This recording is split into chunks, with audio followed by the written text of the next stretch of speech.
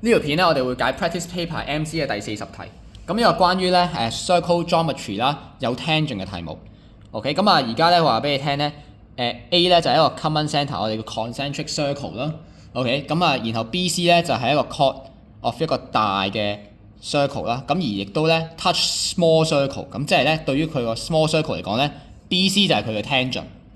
好，跟住然後另外其他都齊晒俾你，而 EDAF 咧係 collinear 嘅，俾咗你 BC 係24cm 嘅話，你要知道佢係平分咗 bisect 咗咧呢個嘅線嘅，咁所以咧 C dot 去到 dot boy 咧呢度咧就係等於翻一樣10/12 ，DE 係8，咁問你 EF 係幾多 ？OK， 咁如果 EF 要係幾多咧，咁你就知道要 let 翻A 係 centre 嘅話 ，A dot 就係 R， 而 AF 都係 R。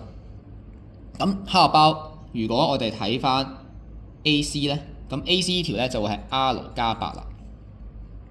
咁呢度你見到一個 Pythagoras theorem 嘅出現啦，有個直角三角形，咁你就可以用翻 R square 加12嘅 square 等於翻括弧 R 加8嘅 square。咁所以出嚟個答案咧 ，R 計到咧就係5。